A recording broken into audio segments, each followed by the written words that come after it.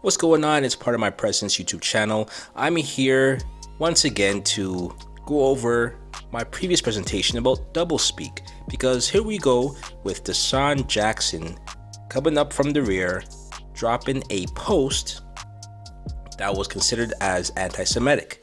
Now, the post itself, it was really just him forwarding. It's almost like him retweeting something, but it was an IG. So he reposted what was a image of, I guess, a passage from a book. I don't know what book this is from, but in that passage, they cite words from, or alleged words from, Adolf H. I use Adolf H because I don't want to use the other word.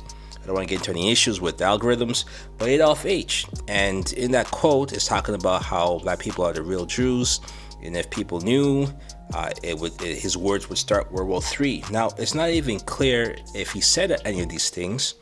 It's not even clear what part of that passage was a quote from Adolf H. directly. It's very skewed. Okay, now here's the problem with this, because once he posted that information, and of course with his platform, Deshaun Jackson has many followers, that goes viral. And before you know it, here comes his apology and backtrack. I just want to apologize. It never fails. And in his apology, which makes it even worse, he says, I didn't know what I was posting. I was unaware. I did not understand. I am dumb. I am a dumb jock athlete. And do not pay me any mind because I am an idiot. That's pretty much what he said. Now, again, it's very clear that when he knew what it was that he was posting, and he felt that he's making some type of profound statement by posting it. He put it out there. But here's the problem. If you're going to say something that's going to be quote unquote thought-provoking, if it's going to be polarizing, if it's going to be ruffling feathers, if it's going to be based on what could possibly be labeled as a conspiracy theory, then by all means, go ahead and post it if you feel that's what you want to post. But you have to be able to back it up with facts, with evidence, historical facts. Right? Did you do your homework? Can you articulate the message? Can you tell us what it is that you're trying to say? Can you expound? If you can't do any of those things, shut up. Because all you're doing is putting your foot in your mouth. He never should have said a damn thing. That's number one. Number two, again, like I said, if you're going to say something like this, make sure you have information to back up what is he trying to say. That way, if you are confronted, then you can say, no, this is what I believe in, and here are the facts, A, B, C, D, and I think we should have a conversation about this. Then at that point, no one's going to accuse you of quote-unquote hatred. They're going to take a look at what you're saying and either A, respond with an intellectual debate or an argument to counter what you're saying, or they might not engage at all. But at that point, you may not have to apologize because you're leaving it open for interpretation and open for discussion. And that's the one way I feel that you'll never go wrong. It's not when you're telling other people what they should think, or when you're telling other people what is the truth. It's when you place things up for people to discuss and have different opinions of things. Have a debate, create a forum, create a safe space where people could talk about these things. And I think that's what's lacking in today's society, right? It's either you're right or you're wrong, nothing in between, no discussion. There's no tangible way to see how we got to this particular point. It just is what it is. And if you don't agree with it, then you're ridiculed, you're ostracized, and you have to apologize. Okay, now I'm not going to sit here and say that what he said was true or not. I don't know. I haven't done enough homework on it, but here's one thing I do know. If I'm going to say something like that, I gotta have to back it up. And here's one thing I do know about what he posted. Adolf H is not someone that you should be quoting. You should not base your argument, right? The crux of your argument, the sole source of your argument should not be that particular person. He doesn't have any credibility. Doesn't come from a certain respected cloth. Everybody knows his history and his fascist regime and everything else of that sort. Not only that, I don't think people, at least I don't think Deshaun Jackson was aware of Adolf Hitler's, sorry, I shouldn't have said that word, but I don't think he's aware of how Adolf treated black people in Germany or in Africa, right? With the certain German colonies that was going on during World War I, World War II. I don't think he's aware of that. Because if he was, he would never use that particular person as his source to state who he thinks the real Jews are. It's ridiculous. You could have taken one of the Hebrew Israelites on the corner of Harlem, and they would have been better sources, right? They would have been better sources to base your argument on. So again, you have to be careful when you put out these things, because people are listening, they are watching. And last thing, you're a football player. You're not a leader. You don't have the knowledge. You haven't done the research. You're not a scholar. People look to you for entertainment. They look to you to get them fantasy points. They look to you to get a Super Bowl.